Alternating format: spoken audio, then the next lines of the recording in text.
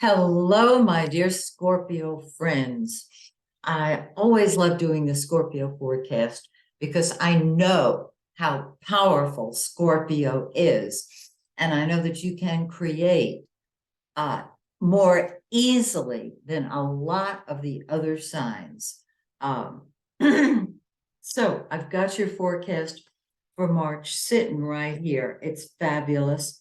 Um, and I'm going to give it to you. But first, I've got to tell you about my latest book. It's called It's in the Cards. This is for the person who wants to learn how to read ordinary playing cards and get accurate answers.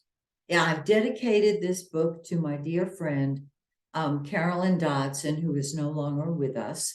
She had a technique for reading cards astrologically. Now, these cards are based on regular gin rummy cards on a simple card reading method based on astrology, but you don't have to be an astrologer or an astrology student to use the technique. And I have simplified it because first what I did was I went ahead and wrote exactly what Carolyn taught me. And then what I did was, in the second part of the book, I gave you my version of it.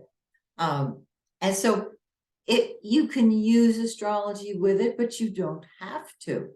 So anyhow, it's going to be out on Amazon within approximately 10 days, maybe 2 weeks. This is what it looks like, minus this lovely gray line that says this is a proof and it's not for sale. Okay.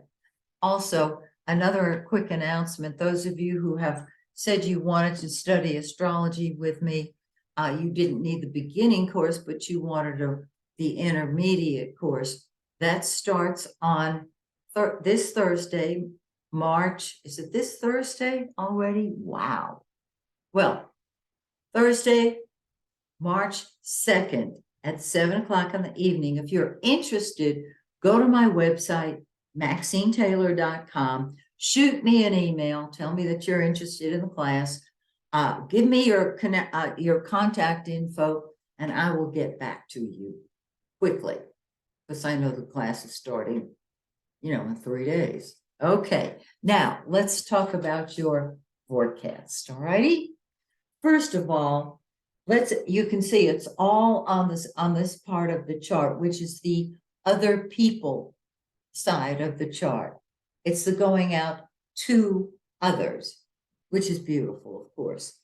Okay, let's start with, excuse me, I have a cat. Some of you know that. And so I am always brushing cat fur off of me. All right. Mercury, the planet of communication, starts in the 4th house. You've been either thinking about renovating the house or you've been talking to family members. Well, on the 2nd of March, it moves into your 5th house of fun and games.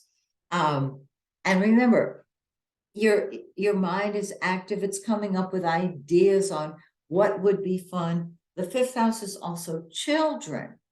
And so you might find yourself, I don't mean partying with your children, but if you have adult children and you're close to them, there can be parties that they are attending.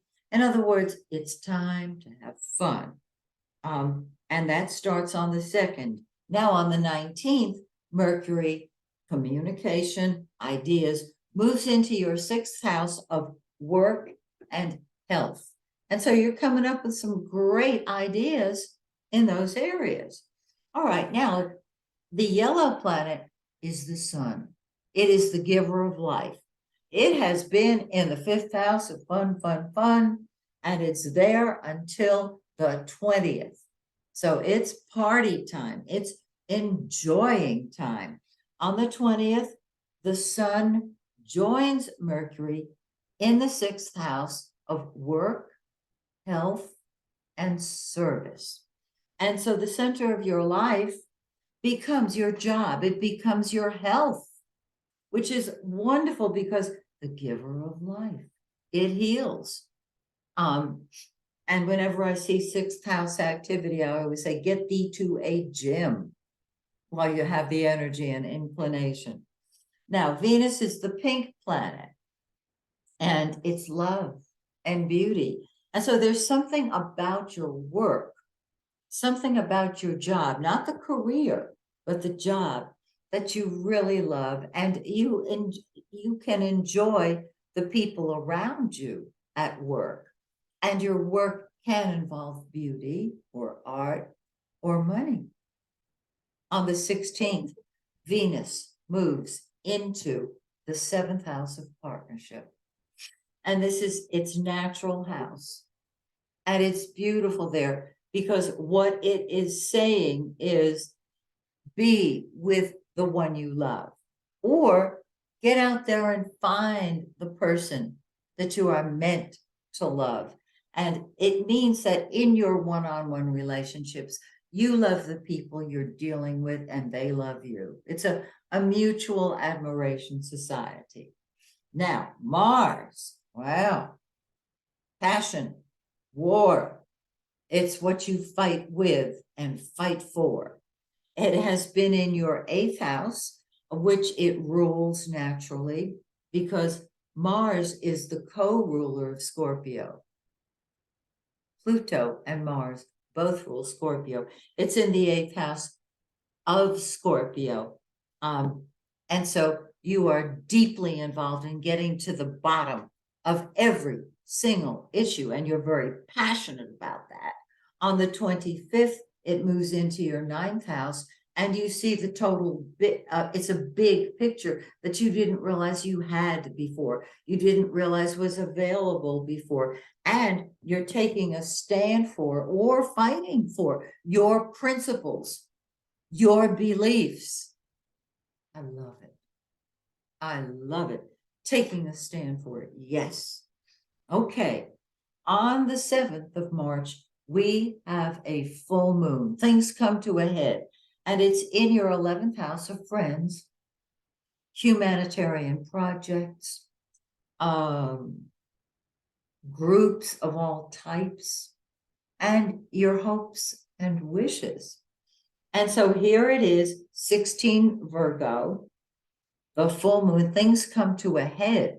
So decide what you would like to come to a head. This is not a negative thing. It means that if you wanted something, if you wanted to connect with an organization, if you wanted to spend more time with your friends, this full moon says, do it. Okay? Now, 2 weeks later, the energy is very low again. And 2 weeks and 1 day later, just about, we have a new moon. And the energy starts growing again on the new moon, which is on the cusp or the edge of the sixth house. I love this one.